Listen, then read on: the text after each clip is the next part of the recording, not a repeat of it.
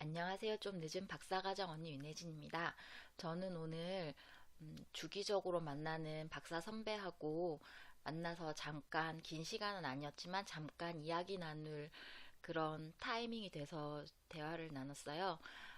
그렇게 얘기 중에 제가 두 가지를 자랑을 했어요. 그 두 가지가 뭐였냐면, 제가 이번 학기에 다른 과 수업을 두 개 듣고 있는데 거기서 굉장히 좋은 아이템을 들었다는 그런 자랑이었어요.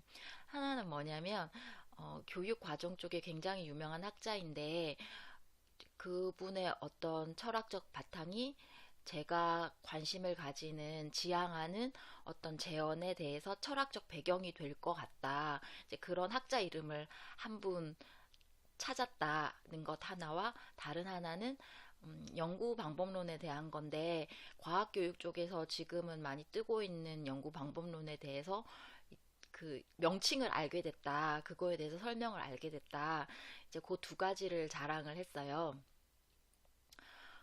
그 보통은 보면 이제 본인의 어떤 소속된 전공 분야, 그리고 본인의 연구 분야, 이런 거에 따라서 본인이 주로 활용하는 연구 방법론이나 아니면은 참고로 하는 어떤 이론적 기반이 되는 학자가 좀 다소 한정적일 수밖에 없는 부분이 있어요. 그러다 보니까 만약에 어디선가 다른 그런 힌트를 얻었다는 건 굉장히, 어떻게 보면 중요한 소스가 될 수 있거든요. 그래서 저는 이번 학기에 아직 수업 한 이제 절반 정도 들어가고 있는데, 그 두 가지를 알았다는 것만으로도 굉장히 너무 뭔가 큰 득템을 한 느낌? 네, 그런 느낌이었어요. 그래서 이제 오늘 만난 그 박사 선배 같은 경우에도 좀 분야가 다르다 보니까, 제가 언급했던 그 학자라든지 아니면 제가 말한 그 연구 방법론에 대해서는 잘 모르시는, 접하지 않으셨던 분야더라고요. 그래서 오늘은 시간이 짧아서 이런 게 있다라고만 말씀드렸는데, 이제 다음번엔 제가 좀 더 자료를 찾아서 설명을 해드리려고 해요.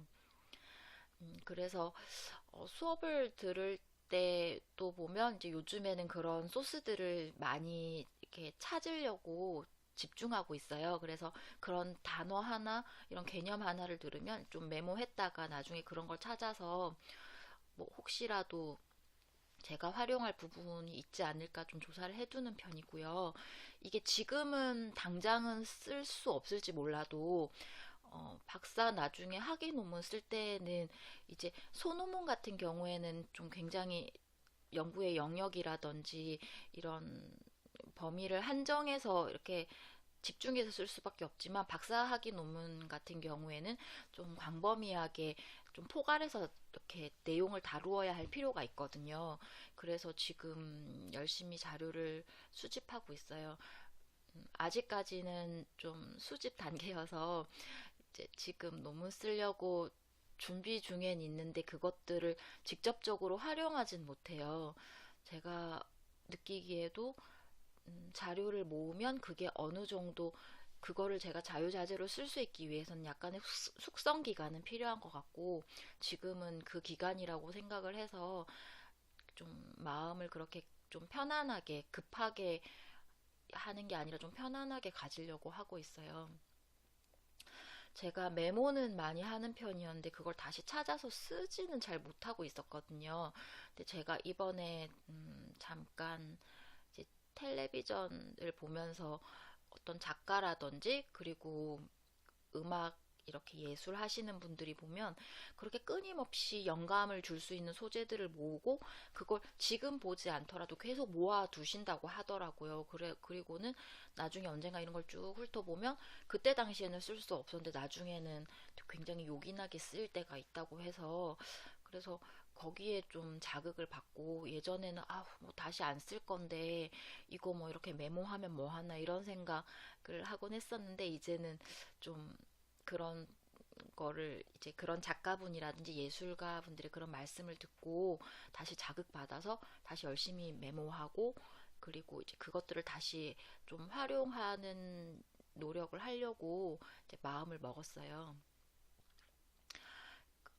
그 어쨌든 박사학위라는 게 자기가 하는 어떤 분야도 굉장히 중요하지만 그 기저에 깔린 어떤 연구의 배경, 연구에 임하는 본인의 자세, 철학 이런 부분들이 있기 때문에 음, 그 자료나 이런 소스들이 다양하고 많을수록 좋은 건 분명한 것 같아요. 그래야지 본인이 어떤 자리에 가던 그 상황에 맞게 상대방에게 자기가 표현하고자 하는 걸 잘 표현할 수 있을 것 같은 생각이 들거든요.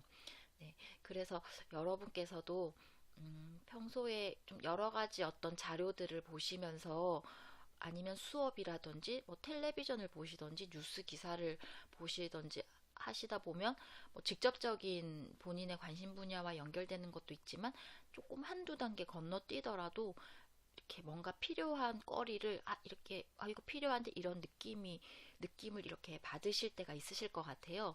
그럴 때는 조금 메모를 해두셨다가 그리고 그런 기사라든지 이런 것들은 좀 스크랩을 해두시면 나중에 논문을 쓰시거나 아니면 어떤 자료를 만드실 때 출처로서 굉장히 요긴하게 쓰실 수 있을 것 같아요.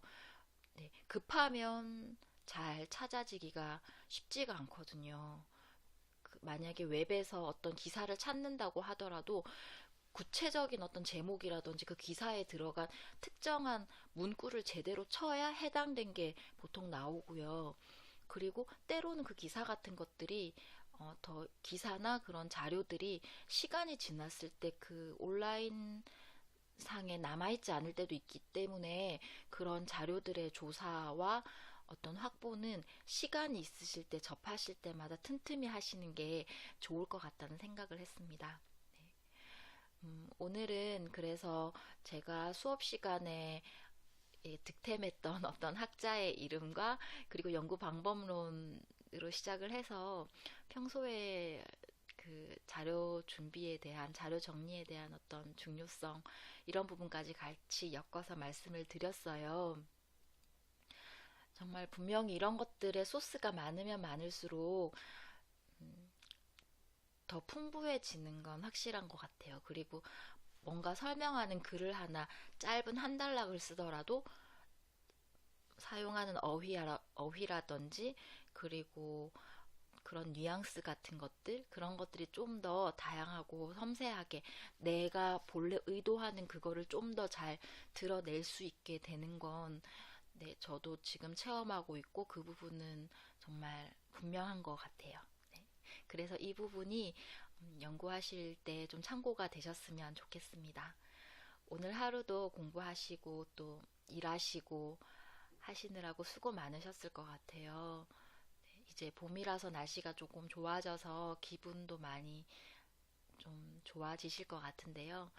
바쁘신 것도 바쁘신 거지만 이럴 때 이런 날씨나 이런 기분도 잘 누려보시는 게 지속적인 연구에도 도움이 많이 되실 것 같아요. 오늘 하루도 수고 많으셨고요. 제가 드린 말씀이 조금이라도 도움이 되셨다면 좋아요와 구독 버튼 부탁드리겠습니다. 네, 푹 쉬시고 항상 응원합니다. 감사합니다.